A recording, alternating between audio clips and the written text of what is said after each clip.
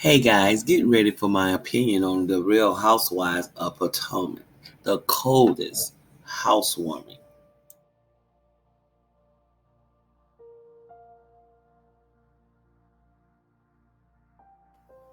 Please follow me on my social media and send me stories you would like my opinions on at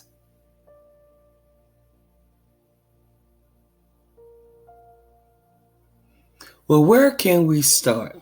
So much and not enough. Yes, we're going to start this episode and end this episode talking about Ashley. Well, Ashley meets up with her mother at a floral shop discussing plans of her home warming party and talking about the list and the people she was going to. She did not invite Candace. And she made it clear that Candace said do not contact her, call her, or anything in a text. Well, Candace was just so happened to be in California busy, and she did not express it. Ashley didn't, but her face did when Karen said, "Oh, that worked out well because she's in California." But we'll get back to her and her housewarming party later on. Well, Karen and Mel decided to meet up and talk about the things that had happened last season and pretty much try to see where their relationship would go from here. Karen says she has lots of time for Mel to explain her behavior, but no, do not come to me like we are goody good. We're not, because Mia approached her with this hug, and Karen stopped it right there and approached her with a handshake. So they are at no hugs right now, just the greeting with a handshake because they are acquaintances and Mill has to earn Karen's trust. And I don't blame Karen because Mill knows her no other than the relationship that they have with each other. And to take the word of someone else, even when Karen doesn't even present herself that way. Not saying that it's not true or not, we don't know. And, you know, she has this aura about herself that she would not portray herself as doing something in bathrooms with men. Charisse brought that accusation up, and even your girl, Robin, decided to go along and poke fun at it. And Mia actually has an interesting storyline this season if she plays it correctly and not focus on trying to attack one person to get the attention off of her, because we do know some background of what is going on between her and G. But remember, do not come from the ground down.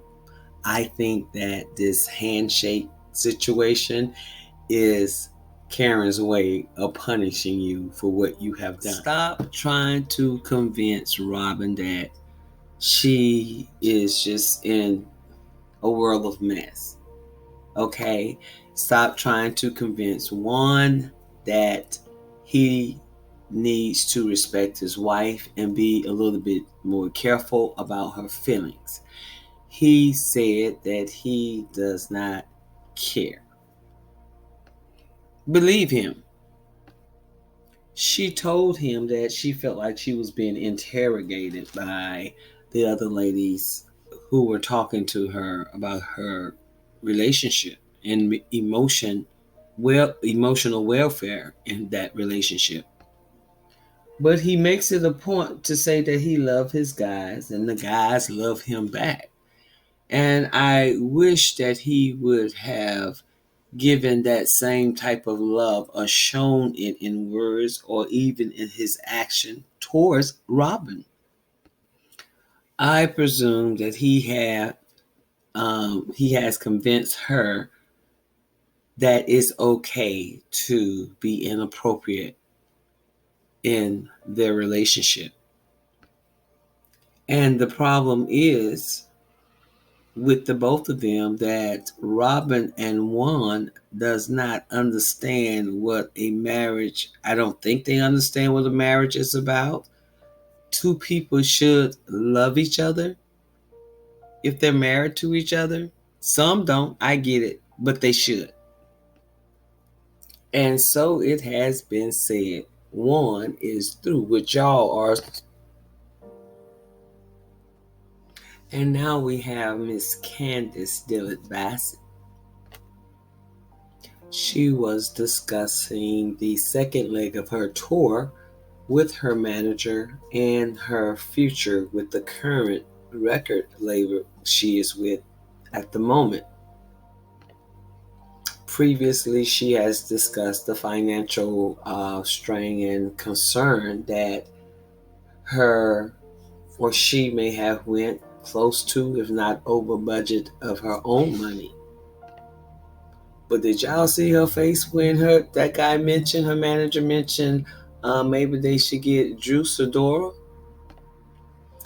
But I ain't gonna be that messy. But she cleaned it up by saying she doesn't need a second act. She doesn't need anyone to open up for her.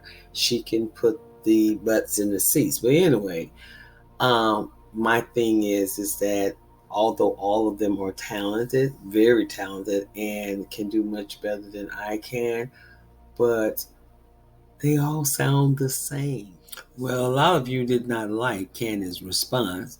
Um, and that's fair because some of you do not like it when you're not so phased, shade somebody else. But someone says, feels unnecessarily mean. She could have smiled and said, oh, that's a thought, but who else can we think of? There are so many ways to be kind, but firm. If someone did this to her, she would be tweeting up a storm. And yeah, and of course, and you cannot determine how someone reacts to something. And this other person responded and said, facts, mama. Her big emotions would have been all over the Twitter. By the way, did you perceive her not wanting not to include Drew due to a lack of talent or funds? I think it's the latter because Drew can sing her butt off, Candy Girl. Might be trying to cut the budget this time. And that could be a possibility too. Well, we have Nneka and her husband Ike, who is looking over and is planning to move into their 6,000 square foot bedroom house. They have 5 bedrooms and 5 baths and have a mortgage on several other houses. Impressive, but yet with a lot of money, I spend differently. I would just purchase it outright. But anyway, I thought it was concerning that she would mention the fact that she's taking pills with champagne in the morning and trying to get pregnant. That's a whole big problem. But her other problem is talking about Wendy and the practices of her mother's religion, which is not true and has been confirmed about Wendy. But the disrespect. And yes, she was introduced to us through Ashley, and she will be making her appearances at the housewarming party Ashley gave at the end of the episode. She and her husband are newlyweds, and her father, as she has mentioned, has lots of money and spoils her to death. So let's look farther into her throughout the season or seasons. I think she will blend in well with the other girls because if Robin and Giselle doesn't like her, I'm on the side to say that she will side with them for no reason. And by the way, could someone tell me why Giselle does not like Wendy? And not to mention that that color is stunning on Wendy. Wendy also meets with a producer named Marsha, one of our old friends, to throw out the suggestion of starting her own talk show.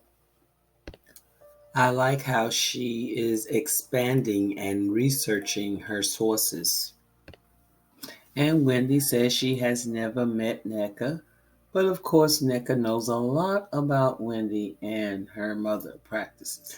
I'm going to talk about some other details about the housewarming party and why it was so cold when Wendy had only greeted Karen and, of course, Ashley and Cherise. Every housewives were there, and of course, this was the opportunity for Nika to be introduced to the ladies. Like I said, she knew of Wendy, but Wendy did not know of her. And of course, Deborah the horror showed up. And Wendy made the comment about the entertainment coming early. Is why are all of these housewives dating, dating these younger men to be in these relationships with them? And they come off as if they are the ish, but yet are unable to have a circle of friends who have a circle of friends to introduce you to friends other than your reach is across the aisle with someone that you met. And of course, if you're fine with it, I am too. But it gives fake storylines. And Mia has to always show up to someone's function or event and throw shade or slight shade toward their efforts, making a comment such as, oh, a beach house, well, then where is the water? I ask you, Mia, where is your water? It is actually okay to help someone celebrate their blessing. And there was a conversation between Giselle and Karen. Uh, Giselle asking Karen to apologize to Robin for what she said about the blonde lady that one was possibly having an affair with, which was possibly true, whether she was blonde or brunette, international or local. But anyway, Karen responded that yes, you set that up, but she also owes Karen an apology. And that's the problem that Minnie has, is that she held her reality a secret and yet attacked others.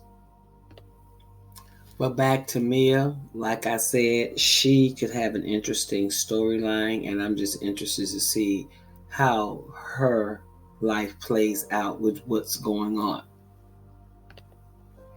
Of course, Nika arrives and would introduce into the circle, and of course, all of us probably are mispronouncing her name. And she seemed pleasant until the rumor of her saying things about Wendy's and mother. People feel some type of way when you talk about their children, mothers, fathers, their parents, their family in a negative light. And is at one point that she made a comment about Wendy's degrees. Is it a medical doctor or is it a doctor? And if you have watched the show from Wendy's first season, you do not come after her for degrees. But yes, as usual, we can always count on Ashley to bring in the mess. And yes, she went inside and talked with Wendy one-on-one about the claims of NECA had on her mother and this religion. Of course, she gave her take on what it is through NECA and Wendy, of course, corrected her, meaning that I don't think that Bravo got the right match for Wendy. And it's sad that they're playing the game this way. Two African women being pitted against each other, as if they allow the game of women having false claims against someone's husband throughout seasons, as if it's okay. So, y'all tell me what you think about this story. Don't forget to like, comment, and subscribe. Bye now.